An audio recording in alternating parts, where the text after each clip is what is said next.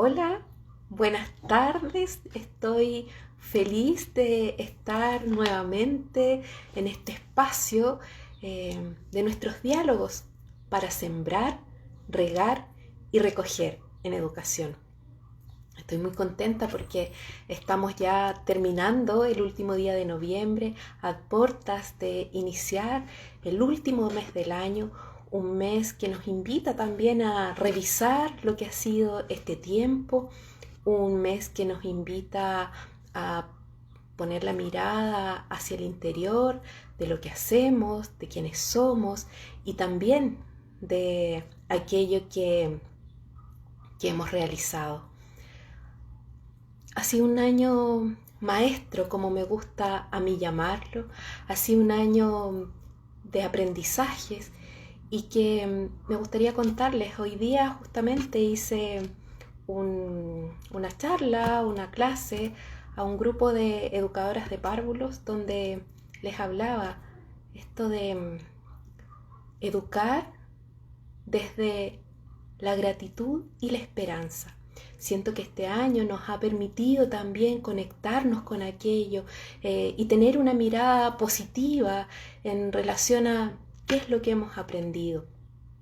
Cuando somos capaces de mirar, ¿cierto?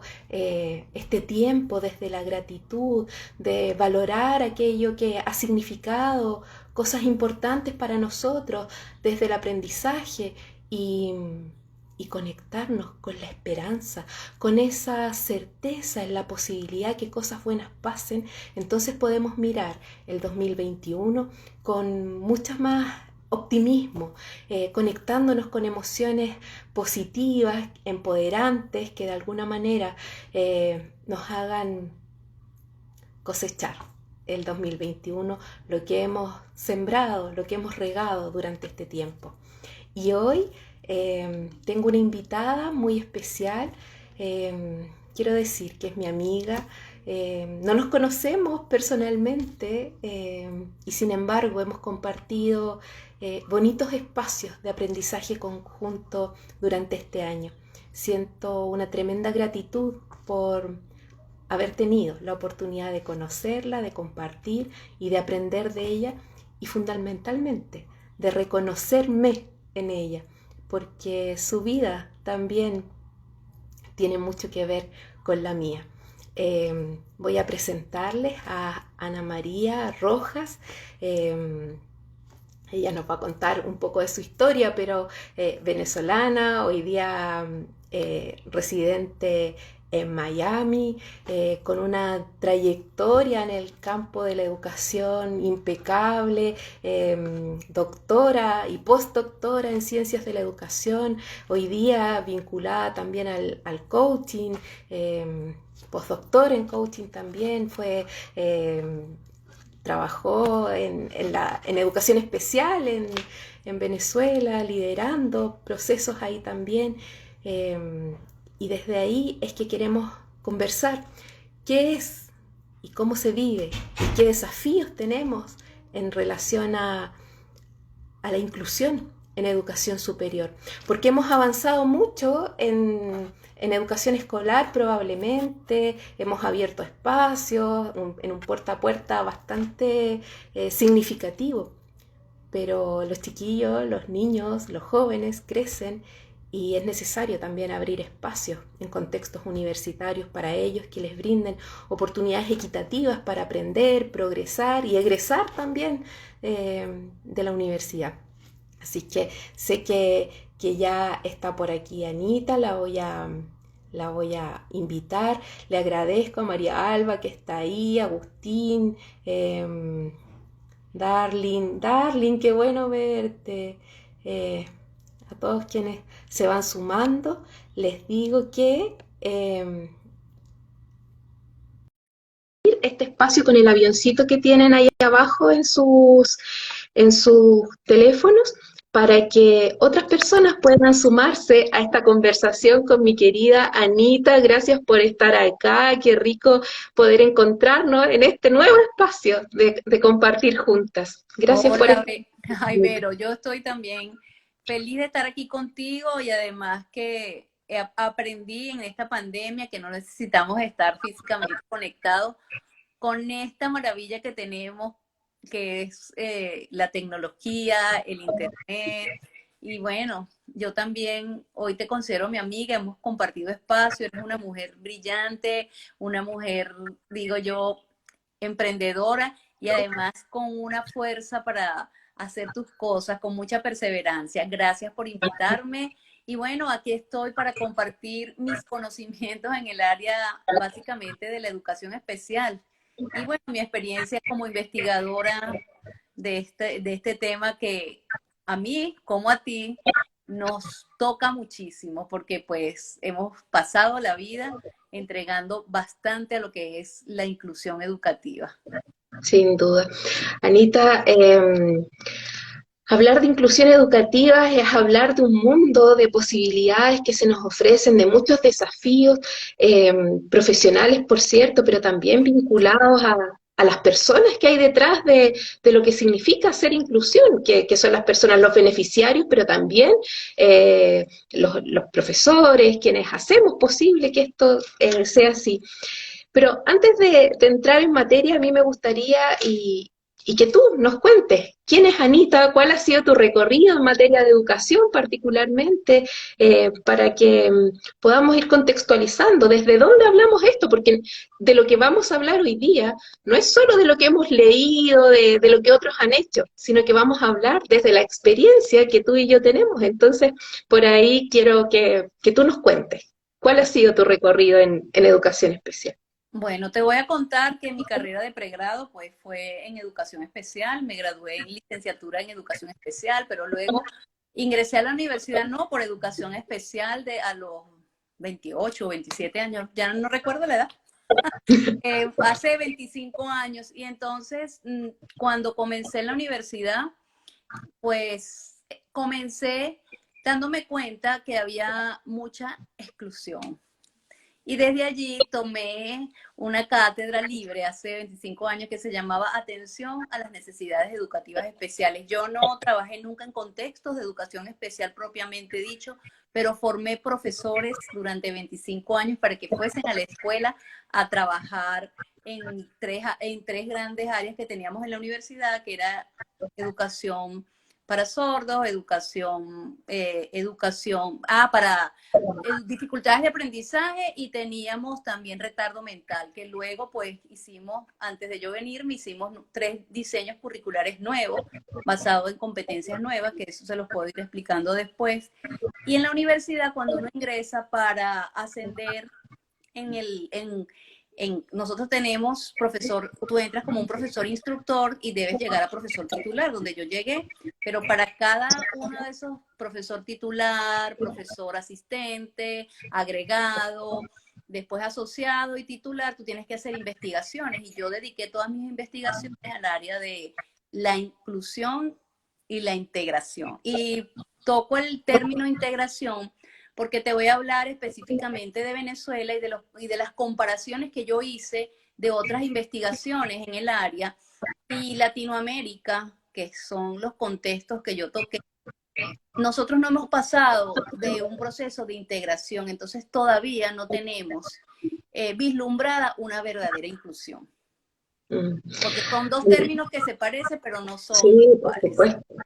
Por supuesto, y si pensamos en este ideal de hacer una educación accesible para todos, nos queda harto camino todavía que recorrer.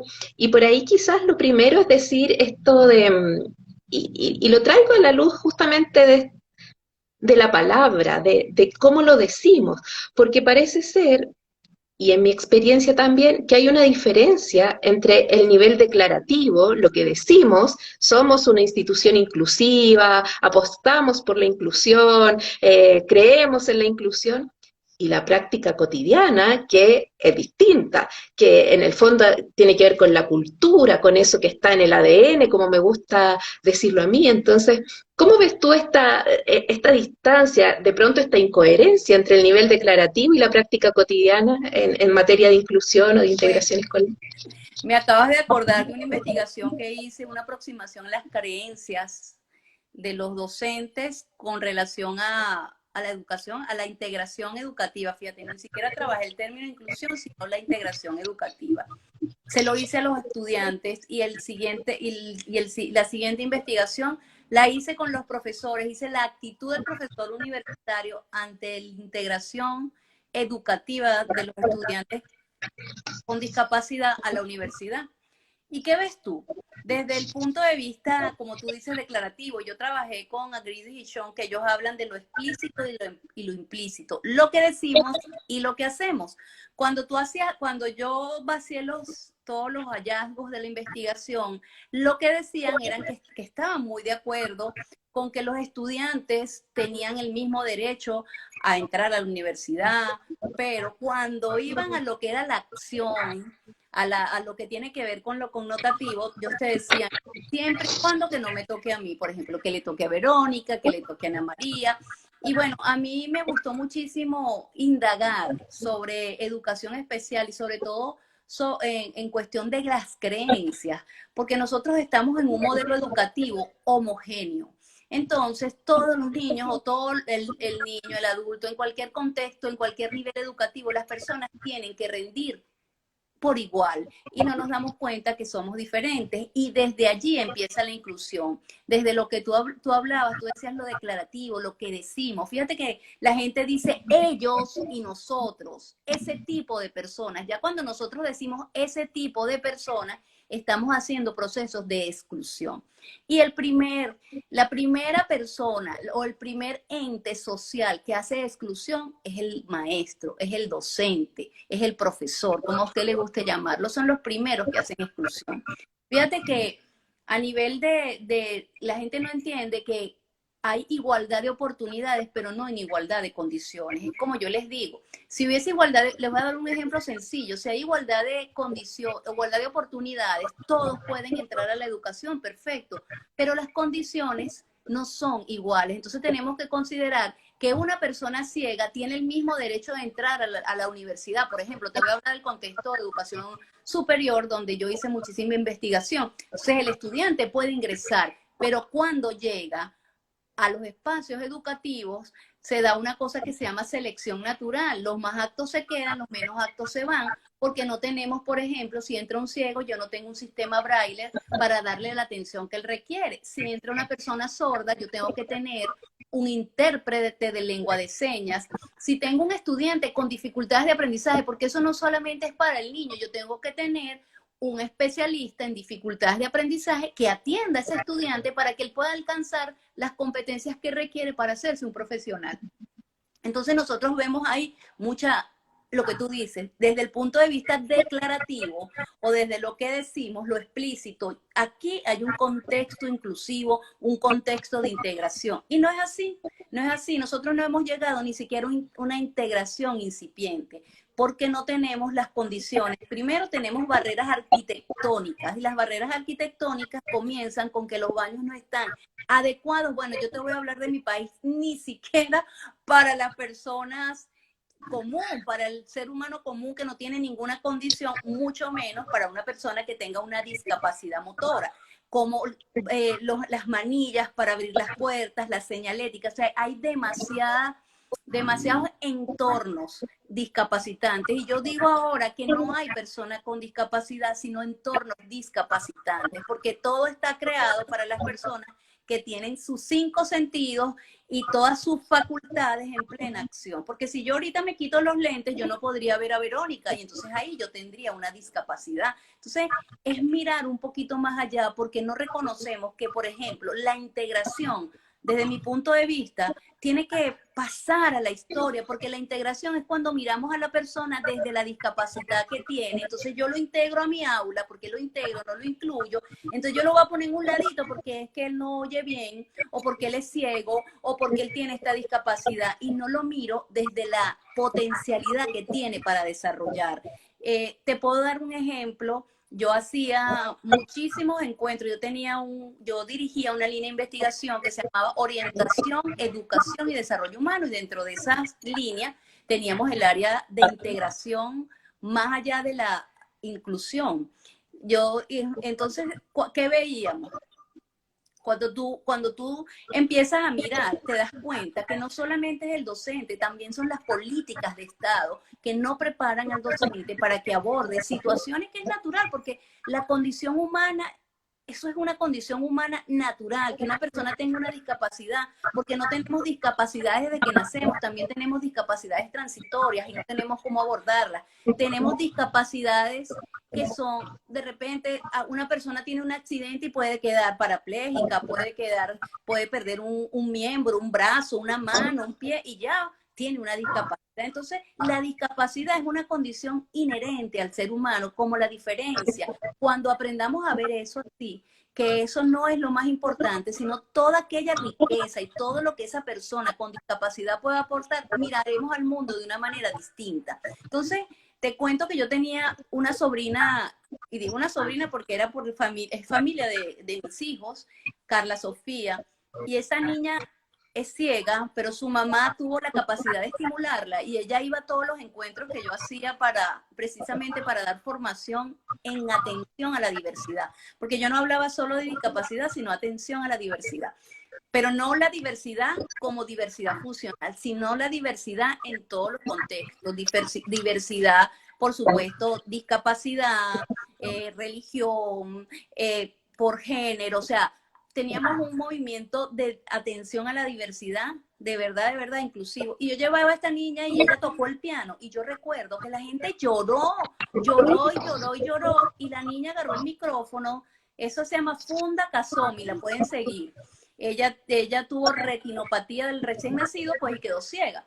La niña le dijo a las personas, ay, ¿por qué lloran? Yo incluyo, y tú, o sea, no entiendo por qué. Ella no entendía por qué la gente lloraba porque ella estaba tocando piano. Esa niña fue a Olimpiadas de Matemáticas, de videntes, no de invidentes, videntes, y ganaba. Entonces, no está, por eso es importante, no está en la condición misma, sino el cómo nosotros abordamos esas situaciones. Y en la universidad estás así, los profesores universitarios cuando tenían alguna situación, ay, que se los manden a Ana María, ay, este niño tiene un problema, tiene algún problema, vamos a mandarlo a estudiar dificultades de aprendizaje o vamos a mandarlo a estudiar para ¿cómo es? Deficiencias auditivas o retardo mental. Entonces tú ves, desde allí viene esa situación. Es como tú dices, lo tenemos sembrado en el ADN porque tenemos creencias limitantes, porque hemos crecido en patrones homogéneos de educación y tenemos que ver la heterogeneidad como un elemento que enriquece la educación.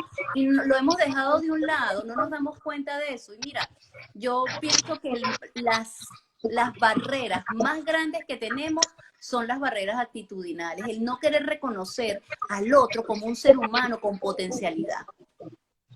Ay, Anita, dices tantas cosas que me hacen sentido. Primero, esto de la atención a la diversidad, esto de ver que, bueno, la naturaleza es diversa, ninguna flor es igual a otra. Las frutas, cuando vamos a la frutería y vemos distintas frutas, las vemos más bonitas que si vemos solo manzanas o solo peras, etcétera.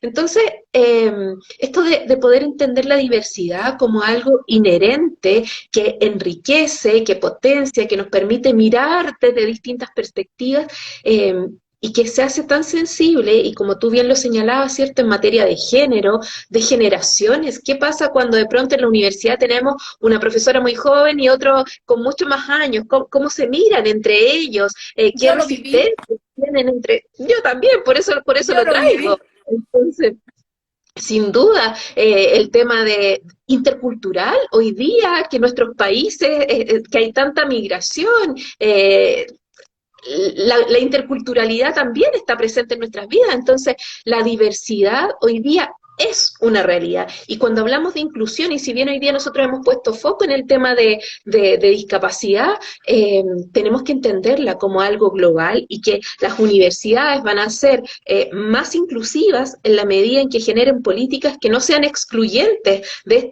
esta diversidad y permitan el ingreso, la permanencia y el egreso de todos los estudiantes, porque de pronto ponemos foco en el ingreso y claro, generamos espacios para que ingresen, pero ¿qué pasa una vez que el estudiante ya está adentro? Y desde ahí tocaste otro tema que me vincula con esto de el alumno tiene que valerse por sí mismo. O sea, si llegó aquí, que se las arregle solo. Ya está grande, ya se supone que en el colegio, en la etapa escolar, le dieron todos los apoyos y si está en la universidad, entonces ya tiene que arreglárselas solo. Ojo con eso, porque esa es una mirada también que es el tú y el yo distinto, como esto de que no me importa, arréglatelas tú solo. Entonces, me da tanta tristeza en el fondo pensar en un mundo donde por la situación de poder que puedo ejercer en mi rol de profesor, de maestro, eh, no me hago cargo de lo que le pasa a ese estudiante.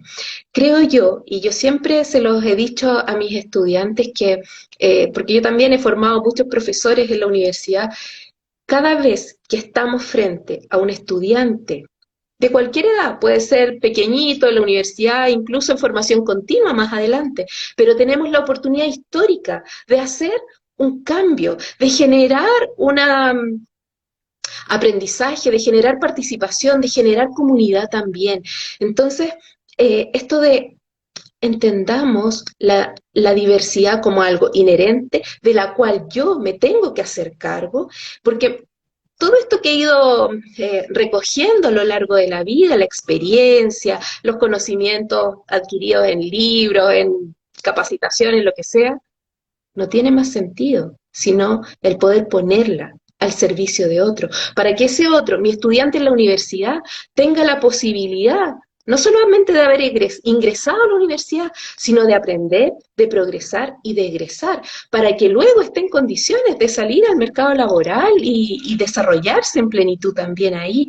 Entonces, eso por una parte. Y lo otro que ya empezabas a hacer mención a esto de cuáles son los servicios de apoyo que necesitan para estar en la universidad. Y mencionabas el tema de la accesibilidad física, arquitectónica, pero también podríamos hablar de la accesibilidad en términos de comunicación y de, no sé, de la accesibilidad a la información, Claro, porque dependiendo. fíjate que nosotros ni siquiera, nuestros espacios carecen de señalética. O sea, una persona sorda no puede leer, o sea, no puede, si, no puede preguntarle a otro hacia dónde es el camino, porque tú entras a una universidad y una universidad por lo general es un espacio muy grande donde entra un estudiante, si hablamos de un estudiante con discapacidad o entra un estudiante ciego y no tenemos ni siquiera dentro de las páginas de información de las universidades de Latinoamérica, si tú entras, tú no ves que allí hay audios donde le den información a las personas ciegas que quieran accesar a la educación superior. Y desde ahí comienza la exclusión, porque era lo que yo decía. Cuando tú hablas de inclusión, yo no tengo, si yo estoy ciego, si yo soy sordo, yo tengo una discapacidad motora, y entonces yo tengo que ingresar a un colegio, yo no tengo que empezar a buscar donde haya una escuela, donde haya una universidad que tenga la arquitectura, que tenga los profesores que me puedan atender, ¿no? Los espacios del aula, donde haya como digo yo, un conjunto de profesionales o para que de alguna manera presten apoyo. Y yo te voy a decir, no solamente tenemos que prestarle apoyo al estudiante que tenga una discapacidad y al estudiante que tenga una dificultad de aprendizaje, nosotros tenemos que brindar apoyo a todos los estudiantes, porque una de las cosas que ha generado mayor abandono en la universidad ha sido muchos estudiantes que no rinden porque tienen situaciones que no les permiten permanecer en la educación. O sea, no hacemos seguimiento en la prosecución académica del estudiante universitario. Si nosotros hiciésemos prosecución académica, también estaríamos dando respuesta a los estudiantes que tienen bajo rendimiento, que tienen problemas económicos. Entonces hay una cantidad de elementos que tienen que ver con la diversidad que está dentro de la universidad. Y bueno, yo sí creo cuando tú hablabas del acceso, de la comunicación, mira, la barrera más grande que se consigue es el docente, que tiene grandes barreras aptitudinales hacia la atención. Y sabes que yo descubrí, porque yo hice un trabajo muy bonito en conjunto con todos los profesionales del área de educación especial desde mi universidad, porque bueno, yo coordiné el Programa Nacional de Educación Especial dentro de la universidad y nosotros seguíamos haciendo investigaciones, hacíamos encuentros, foros. No te imaginas toda la cantidad de eventos que hacíamos para formar al profesor dentro de la universidad. Y entonces el profesor se dio cuenta que no era más que miedo por ignorancia de cómo yo atiendo a un estudiante que tenga una discapacidad. Entonces allí radica el problema. Ay, no, que hay que ponerle un tutor, no hay que ponerle un tutor. Entonces también piensan, yo les decía, un docente no tiene que dar, por ejemplo, respuestas médicas, un docente da respuestas educativas a través de adaptaciones curriculares. No, porque es que si se tiene que tomar una medicina, que si no le dieron el Ritalin, así, o sea, te dicen un montón de cosas y él decía, eso no es lo importante. Lo importante es que tú como docente le des respuestas educativas a ese estudiante según las necesidades educativas que tengan, porque la gente cree que las necesidades, que dar apoyo en necesidades educativas especiales son solo para personas con discapacidad. No, las necesidades educativas especiales brindan apoyo a todos los estudiantes que en algún momento de su permanencia en la educación requieren de ese apoyo. Y tienes tanta razón porque ahí viene esta segunda como dimensión, ¿cierto?, de los apoyos que tiene que ver con el desempeño académico. Y Claro. sin duda, el desempeño académico ligado al rol de los profesores, pero también a al tema de mallas curriculares, que por ahí hay que hacer también algunos doble clic, ¿cierto?, en cómo articulamos mallas curriculares que permitan el acceso, el progreso y el egreso de nuestros estudiantes en un marco de equidad y y de respeto también, en el fondo. El respeto es lo principal, o sea, la equidad comienza por el respeto, porque cuando yo respeto, yo me doy cuenta que yo soy diferente y el otro es diferente. Yo siempre le decía a mis estudiantes, ¿qué tenemos en esta mano? 5 dedos y salen del mismo rama y ninguno se parece. Las huellas digitales, le digo yo quisiera que ustedes me dijeran una persona en el mundo que haya repetido las mismas huellas digitales. Somos diferentes y debemos aceptar la diferencia. Nos ha costado porque tenemos un lastre de una educación conductista, de una educación bancaria que solamente quiere formar personas en serie. Y nosotros no somos sujetos para ser formados en serie porque cada uno de nosotros tiene su propia potencialidad, cada uno de nosotros tiene sus propios intereses y sus propios marcos de referencia. O sea, es empezar a respetar al ser humano como persona individual que tiene sus propias necesidades, que tiene sus propios intereses. Entonces, no hay esa apertura para eso. Yo te podría contar muchas historias. Por ejemplo, te voy a contar una historia que van a decir, wow, yo estaba en el Instituto Pedagógico de Caracas, que es un instituto de la Universidad Pedagógica Experimental Libertador, que es la universidad formadora de los profesores venezolanos, y yo voy allí porque yo era la coordinadora nacional. Y estaba un estudiante en silla de ruedas y estaba un solazo, pero en Venezuela decimos una pepa de sol, un sol de ese fuerte del mediodía, y había una cola larguísima, y el muchacho en su silla de ruedas ya se apoderó y se fue de primerito y se metió y los otros le dieron paso. Y la profesora llegó y le dijo, mira, te vas para atrás, le dijo. Y yo dije, eso es una lección, porque siempre vemos al estudiante con discapacidad con una visión lastimera. Tenemos que empezarlo a ver desde el poder que tiene para transformar su vida. Y le digo, te vas para atrás porque hoy las personas que tienen discapacidad son ellos. Tú estás en una silla eléctrica, llegaste tarde, ellos tienen horas haciendo cola, así que te me vas para atrás. Y el muchacho se fue hacia atrás y se puso en su cola.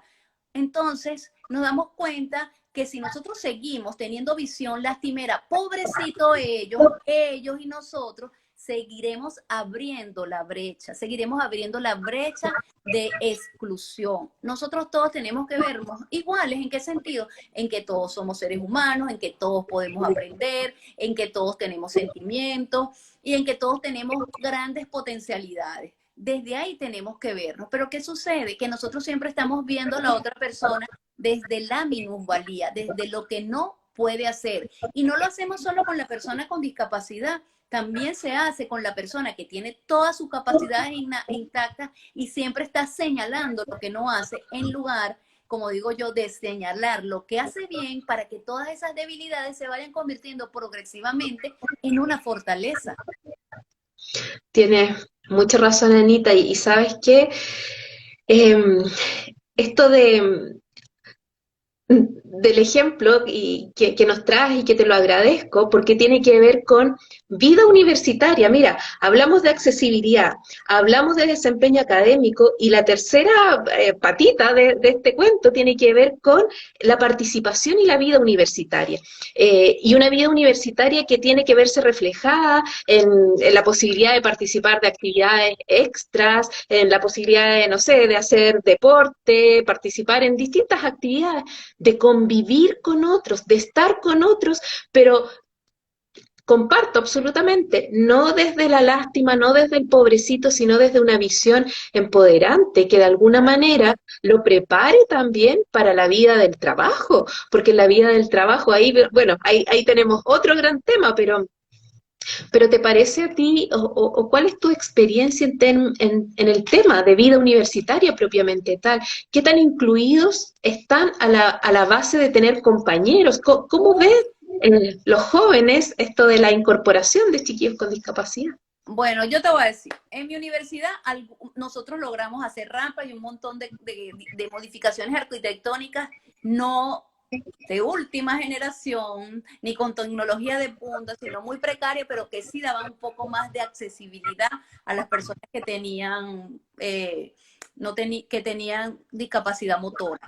Y también teníamos intérpretes de lengua de señas, teníamos nuestros intérpretes, por supuesto, ese acompañamiento, porque no todas las personas con discapacidad pueden ingresar tampoco a la universidad, porque una persona que tenga un retardo mental tiene que ir a un taller laboral y podemos decirte todo eso. Pero si tú me preguntas el punto de vista de la vida universitaria, los estudiantes acompañan a sus compañeros con discapacidad en múltiples actividades. Mira, yo te voy a contar. Cuando yo empecé, que tenía como 27 años trabajando en una universidad en Venezuela, estaba trabajando en la escuela de periodismo dando investigación. Y una chica tuvo un accidente y perdió las dos piernas. Y en la universidad no había ascensor para que ella subiera. Ella siguió estudiando y todas las noches los estudiantes la esperaban, la agarraban entre cuatro la silla de ruedas y la subían hasta el último piso, igual la bajaban. Y esa muchacha se graduó con su propia promoción. Lo que quiere decir que cuando hay aceptación, cuando hay colaboración, cuando hay empatía, cuando hay amor, cuando hay una cantidad de valores y de unión, mira, la discapacidad no se ve, no se nota. Anita, Y sabes, así te bueno, puedo primero, contar muchas sí, anécdotas yo extraordinarias de los sé. estudiantes.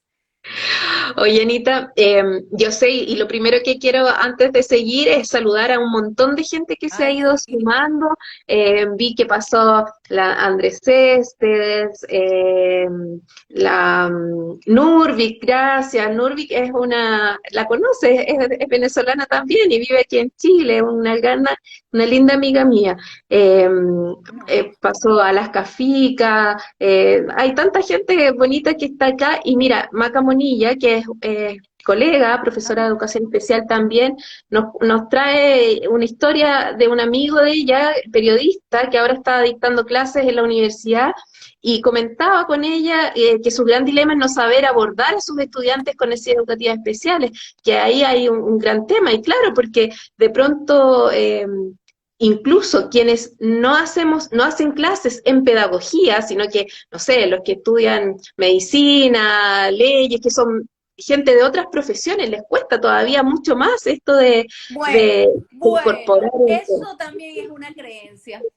Te voy a decir, por A ver, mi bueno, experiencia te puedo decir que eso también es una creencia, que a veces yo la tuve y me la cambió mi relación con biólogos, con arquitectos, cuando ellos se interesaban muchísimo más, y me da tristeza decirlo, que los propios profesores egresados de docencia para aprender a atender la discapacidad. Y te lo digo porque pasé 25 años en esta área. Mira, tengo una amiga, Rosa Rao, y ahora está en Chile. Ojalá, te voy a dar el número de ella a ver si la puedes entrevistar. Extraordinaria, una ingeniero de sistemas. Y esa chica me acompañó a mí en todo eso, en todo ese proceso de lo que era la formación de los docentes para atender la discapacidad. Por ejemplo, nos ayudó a trabajar la tiflotecnología, que es importante. O sea, hay demasiados elementos allí. Lo más importante es tener la actitud, el querer hacer.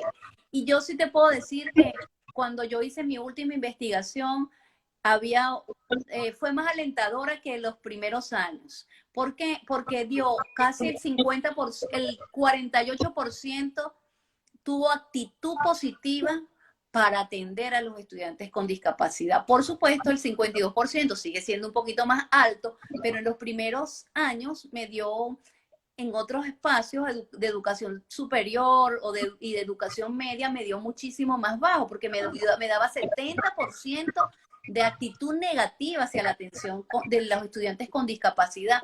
¿Qué veía yo? Ay, yo de verdad estoy de acuerdo, pero siempre cuando le tocaba el hecho de ejercer la docencia con un alumno con discapacidad, me decía, sinceramente, no sé cómo hacerlo. Y cuando aprendían, se quedaban extrañados de lo fácil que era y de cómo estos estudiantes ¿cómo te digo? Se interesaban más y se motivaban y salían muchísimo mejor. Y yo lo que le digo a la gente que, mira, mi amor, para atender a una persona con discapacidad lo que hay que tener es una actitud positiva.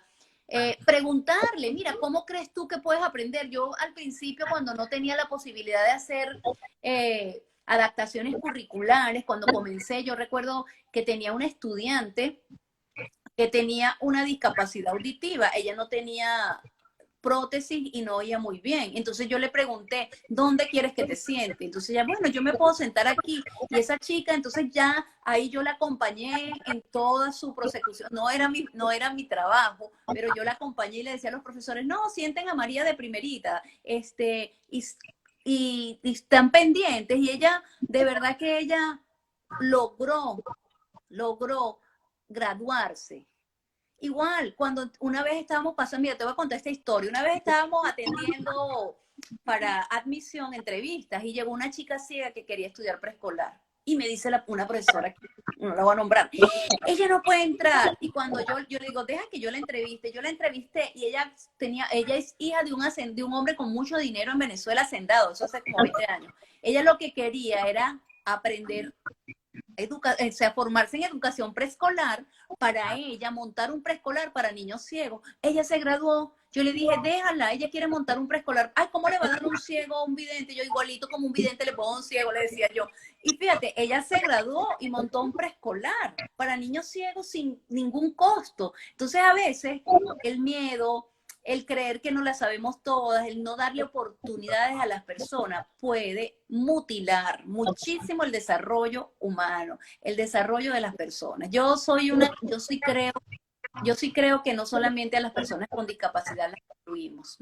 Excluimos a personas con todas sus capacidades innatas porque no sabemos o no le damos la atención que requieren, no los escuchamos, no escuchamos a nuestros estudiantes, no nos tomamos, como digo yo, el tiempo para dedicarnos a ver qué le pasa. Yo soy agradecida que yo tengo eso por pasión y porque me gusta. Mira, te voy a contar también de una chica, porque a veces, claro, tú los ves una vez a la semana, son 35 estudiantes. Yo sé que hay universidades que son 60, 70 alumnos, pero en donde yo trabajaba solamente eran 35 estudiantes por aula.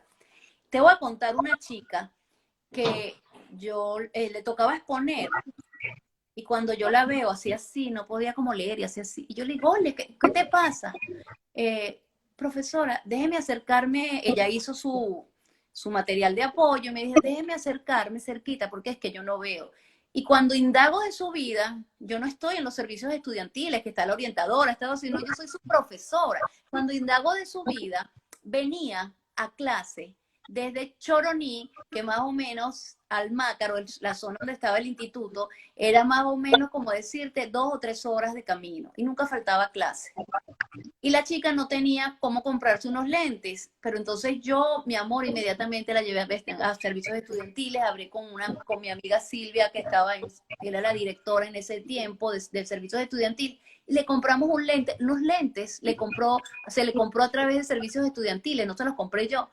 y le cambió la vida a esa estudiante. Eso te podría contar tantas cosas, y aquellos estudiantes que se nos hacen invisibles no porque querramos, sino porque se nos hacen invisibles, porque no los miramos, no nos damos cuenta. Sin duda, esto de poder ver al otro, y es algo de lo que yo vengo conversando hace un rato, que es desde dónde educamos. Educo desde el currículum, desde lo que, en cualquier nivel, desde la materia que tengo que pasar, o educo desde mi ser que se conecta con otro ser, que visibiliza al otro, que lo entiende también como un legítimo otro, como alguien que tiene también deseos de aprender, de crecer, de desarrollar sus talentos, de encontrarse en plenitud también. Entonces eso nos conecta como maestros, como profesores, como formadores de profesionales también, con un sentido de trascendencia que implica el ponerme al servicio del otro, porque creo en ti desde creer en las capacidades del otro, desde eliminar los prejuicios, esos que a veces invisibilizan, porque no, si yo creo, ¿te has fijado cuando llega alguien con diagnóstico de parálisis cerebral y es como que me imagino el cerebro paralizado, entonces como que no puede hacer nada? Entonces ahí le pongo la barrera cuando no le pregunto qué es lo que necesita. Entonces nos conecta con esto de no suponer las cosas, sino de preguntar, de usar esas Claro. preguntas que rescaten información, luego de escuchar, de escuchar esos pequeños e insistentes mensajes que las personas nos dan, incluso sin hablar, de observar con detención, de ir registrando, de ir pesquisando estas cosas. Y finalmente, eso no es más que educar, que educar desde el sentido más etimológico de la palabra, que es acompañar procesos de aprendizaje, que es acompañar al otro en la búsqueda de un conocimiento que no se acaba con el conocimiento teórico que hoy día tenemos a un clic de distancia, sino que se expande al ponerlo también al servicio de su propio desarrollo y de su propio Claro, crecimiento. claro que sí, y yo te escucho y entonces yo digo, bueno, pero nosotros hoy en día tenemos que formar desde las competencias, y la competencia te habla del conocimiento, por supuesto, de contenidos, del procedimiento, el cómo hacerlo, pero también te habla de la aptitud y cómo educas tú una actitud positiva si tú docente no acompañas al estudiante con amor para que aprenda. Exacto. O Porque yo sea, siempre le decía a los estudiantes, a mí me pagan para enseñarlos y tú estás aquí para aprender. Entonces yo te acompaño. Ese era siempre mi lema, yo te acompaño. Y entonces muchas veces me decían, no, que el profesor tal es así. Entonces yo nunca hablé de mis compañeros de trabajo. Cuando tenía la oportunidad, pues hablaba con ellos. Y yo lo único que le decía a mis estudiantes, bueno, tú hoy dices eso, pero mañana cuando estés de este lado, te tienes que acordar del profesor que realmente fue modelo para que reconocieras a tu estudiante como un ser humano con un gran deseo de aprender y que tú estabas ahí para acompañarlo. El otro te enseña lo que no debes hacer. Esa era esa era mi respuesta, o sea, lo que debo y lo que no debo hacer cuando me acerco a un ser humano. mira qué bonito todo lo que hemos estado hablando. Hablamos de diversidad como algo que enriquece nuestra existencia y terminamos hablando de esto de mirar al otro, de encontrarnos con el otro. Y al medio vimos todo lo que tiene que ver con los servicios de apoyo, las necesidades de apoyo que pueden requerir, y hablamos de accesibilidad, de desempeño académico, de vida universitaria, que no tiene nada de distinto con lo ¿No? que tú y yo Para pudimos haber requerido en algún otro momento. Entonces, cuando hablamos de inclusión en la universidad, eh, la verdad es que se nos abre esta posibilidad, ¿cierto?, de decir, es claro, necesaria,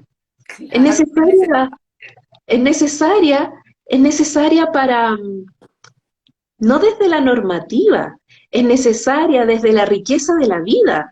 Eh, Necesitamos aprender a conectarnos desde lo que somos, a escucharnos más, a mirar al otro con confianza, a agradecer también, a agradecer las oportunidades que tenemos de encontrarnos con otros diferentes y aprender también de ellos. Y luego de eso, irlo también poniendo al servicio de otros. necesitamos conectarnos también con la esperanza que nos dice, bueno, todo este esfuerzo que hemos estado haciendo, porque de pronto yo escucho colegas que dicen, ay, pero si de esto hablamos, hablamos y nunca pasa nada.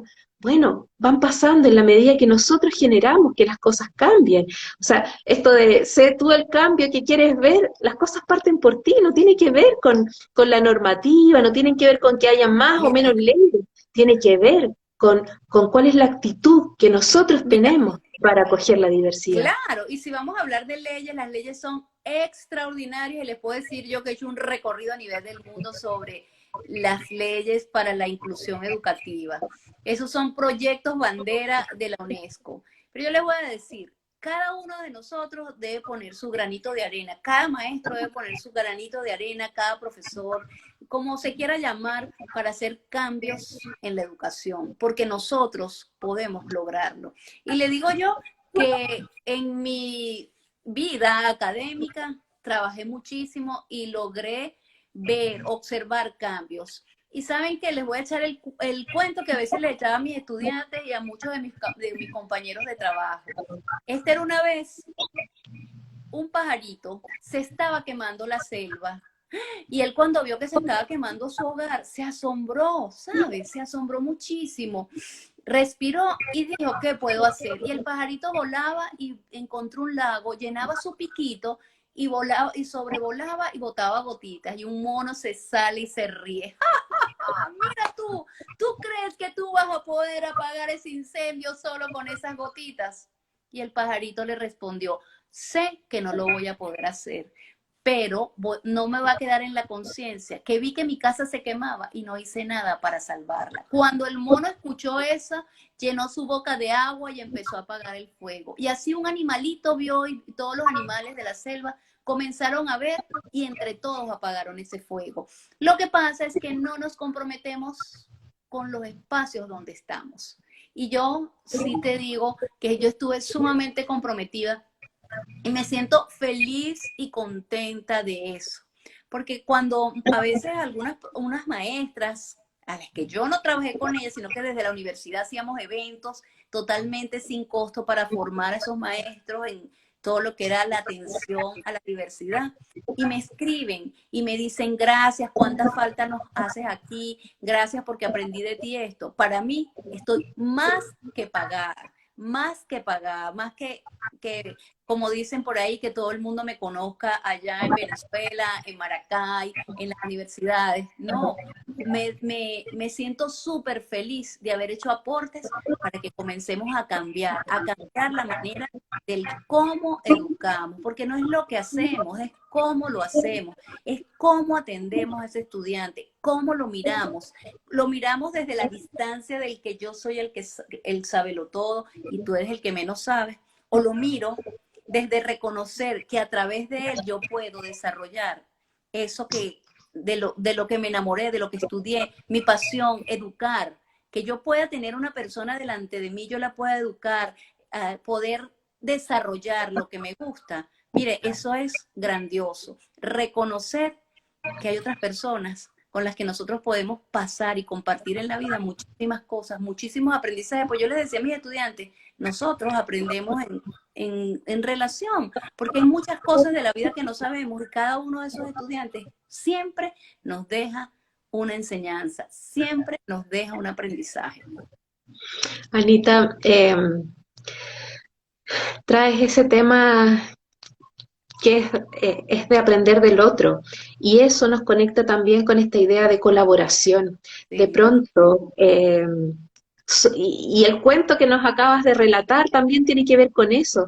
De pronto solo es como el Quijote contra los molinos de viento, pero cuando nos unimos, cuando compartimos experiencias, y las buenas y las malas, en las que fuimos exitosos Claro. y en las que no tanto, porque vamos aprendiendo juntos. Y bueno, esto que nosotros estamos haciendo y que mucha gente hace en esto de compartir lives, tiene que ver con eso, con la colaboración, con compartamos nuestras historias personales, de vida, profesionales, en los distintos ámbitos y lugares y espacios que podamos compartir, pero, pero colaborémonos. Y creo que Claro. ese es una tremenda llamada. de la disposición a colaborar, pero también de la disposición a pedir ayuda. Porque cuando yo en la universidad puedo tener, y pienso en profesionales que de pronto tienen menos experiencia en esta área, eh, y no sé cómo atender a un estudiante sordo, a un ciego, a uno con trastorno del espectro autista, pero sé que hay alguien que sabe. No me hace ni mejor ni peor el decirle, ayúdame. Al revés, nos engrandecemos los dos. Entonces, quiero también ir quedándome con esto. Para poder hacer efectivamente inclusión, necesitamos colaborarnos, necesitamos conversar y colaborar con el profesional, pero también con el propio estudiante, también con los compañeros, eventualmente también con la familia. En esto estamos todos. No son los que hacen inclusión, no son los que están a cargo del programa de inclusión. La inclusión la hacemos entre todos, desde la genuina voluntad de colaborar, de aportar, de co-construir juntos, donde yo no me las sé todas, sino que escucho, veo, pregunto y estoy dispuesta a no que me tiren las flores a mí, sino que pongo el foco en el estudiante. No importa quién lo haga, lo importante es que ese estudiante que, que por el solo hecho de tener una situación de salud, de discapacidad, de alguna manera ya ha tenido que sortear muchas barreras a lo largo de la vida.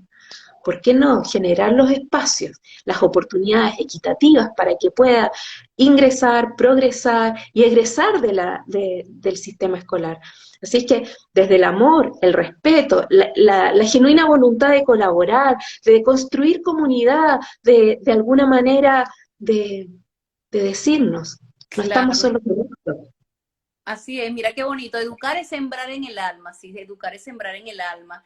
Y creo que tenemos que escuchar más y enseñar a nuestros estudiantes a ser disciplinados. Yo tengo muchísimas anécdotas que te podría contar. Por ejemplo, tú siempre lees en las investigaciones que los estudiantes llegan a la universidad y no saben leer. Bueno, no saben leer, vamos a enseñarlos. Yo daba desarrollo de procesos cognitivos y yo les decía a mis estudiantes, bueno, seleccionen un libro para que lean. Y los estudiantes seleccionaban su libro y yo me paraba todos los días en la puerta, vamos a leer el cuaderno, vamos a ver el capítulo que leíste, ¿cómo te pareció? Y sé que me esforzaba un poco más, pero sé que estaba formando maestros que leen, porque yo le decía, si yo estoy en una universidad y yo no investigo, ¿cómo yo puedo decir que soy un profesor universitario? Si yo le digo a mi estudiante, escribe un artículo, ¿cómo le puedo decir yo si nunca he escrito un artículo? Yo siempre utilizaba eso, claro, y les decía a mis estudiantes, pues vamos a leer, porque cuando tú vayas a tu escuela y le digas a tu estudiante, lee, tú también estás leyendo. Entonces, los acompañaba en ese proceso de aprender a leer. O sea, siempre estamos señalando, no saben hacer, pero ¿qué estás haciendo tú para que ellos aprendan? Esa siempre era mi pregunta. Siempre fue mi pregunta, ¿qué puedo hacer para ayudar? Entonces, si nosotros estamos pendientes más de como yo digo, del síntoma sin buscarle cómo mejorarlo, seguiremos teniendo espacios de exclusión, porque no solamente, y vuelvo a decir, no solamente excluimos a la persona con discapacidad, porque lastimosamente en las universidades no hay tantos estudiantes, y yo digo lastimosamente porque debería haber muchísimos estudiantes con discapacidad dentro de la universidad. Entonces, en la universidad no hay muchos estudiantes con discapacidad, pero hay muchos profesores que generan discapacidad, porque generar discapacidad es no darle la oportunidad al otro estudiante a que desarrolle todas esas aptitudes, esos recursos que tienen dentro de ellos. Y los hay. Sin duda. Wow, tanto que avanzar, tanto que conversar, tanto que reflexionar, porque de pronto ni siquiera es de mala intención, es que no se lo plantean, porque no lo conversan, porque no lo discutimos, porque no ponemos el tema. Y creo que este espacio que hemos generado de poner este tema de inclusión en educación superior y a todas las personas que nos han ido acompañando, aquí nos agradecen, nos dan los corazones, y sin duda después esto lo ven en diferido muchos otros también. Creo que es un aporte también, un aporte que contribuye a poner un tema sobre la mesa, un tema que nos convoca, que nos interpela, del cual no nos podemos seguir haciendo los sordos ni los ciegos para ponerlo en condición, ¿cierto? Sino que del cual tenemos que hacernos cargo responsablemente. No son otros, somos tú, Somos yo y todos, cada uno claro, de los que está aquí, somos ¿cierto? todos. Tú acabas de decir algo extraordinario, somos todos. Nosotros siempre le damos la responsabilidad a otro. Entonces, yo siento que si tú cultivas tu espacio donde estés, a mí me tocó ser docente, cultivo mi espacio docente, me toca ser chef, cultivo el espacio de esa cocina donde cocino diariamente. Lo que te corresponda hacer, hazlo con amor, involucra, reconoce. ¿Sabes algo? Que nosotros tenemos que aprender que la autonomía no es la autosuficiencia. Y lo que nos diferencia es que la autonomía nos hace personas que decidimos, conducimos nuestra vida, pero necesitamos de otro para todo. Porque si usted tiene un niño pequeño, necesita a la señora, a la escuela para dejar a su niño para poder trabajar. Y así puede ir viendo. Yo le decía a mis estudiantes, yo necesito de ustedes para dar clases, ustedes necesitan de mí, pero también necesitamos de ese señor que viene a limpiar el aula y que tenemos que dejársela no, en las mejores condiciones, porque él también es un ser humano. Entonces, desde ahí vamos enseñando. Sin duda. Anita, ha sido una conversación preciosa, llena de desafíos, de aprendizajes y de deseos que solo podrán cumplirse en la medida en que tomemos acción, en que reflexionemos, pero no nos quedemos en la reflexión, sino que tomemos acción, hagamos cosas, cada uno de los que está aquí, de los que escuchen luego, pueda pensar, bueno, ¿qué puedo hacer yo desde el lugar donde estoy para facilitar los procesos de inclusión en educación superior y desde ahí abrir un mundo de oportunidades para los chiquillos, los jóvenes y las jóvenes que sueñan también con desarrollarse profesionalmente? Anita, ¿con qué te quedas? ¿Qué mensaje nos das para ir cerrando este espacio? Bueno, mira, con algo que decía Einstein, yo soy persona porque tú eres persona, y eso nos dice mucho, reconocer al otro. Reconocer al otro, mirarlo y descubrir cuántas cosas podemos hacer para acompañar ese proceso, acompañar con esperanza, con gratitud, poniéndonos al servicio del otro. Ahí estamos, para seguir construyendo espacios más respetuosos de la diversidad, más equitativos, con más oportunidades para que todos puedan aprender, participar y desarrollar sus talentos. En esto estamos todos. Anita, un abrazo, Ay, un beso gigante. Gracias por igual, compartir un este espacio abrazo. conmigo. Gracias a los que nos acompañaron y voy a postearlo y luego nos pueden hacer los comentarios si tienen preguntas ahí también Claro, yo luego estoy les a la vamos orden para dar respondiendo. respuestas, para Un ayudar, abrazo. para... Mira, es más, podemos hacer un Zoom y hablarle sobre adaptaciones curriculares a todas estas personas. Fantástico. Estoy segurísima que aquí algunas que voy viendo y descubriendo, oye, y está aquí Entorno Educativo que tiene también un perfil de Instagram maravilloso que lo sigo. Gracias por acompañarme acá también. Eh, Así que, bueno, a todos los que están, un abrazo gigante. Seguimos en contacto. Anita, infinitas gracias por este espacio. No, Seguimos gracias a ti. nosotras en contacto y construyendo juntos. Gracias Besos. por invitarme. Bye. Chao a todos, muchas, Chao. muchas gracias. Linda, gracias, gracias. Gracias.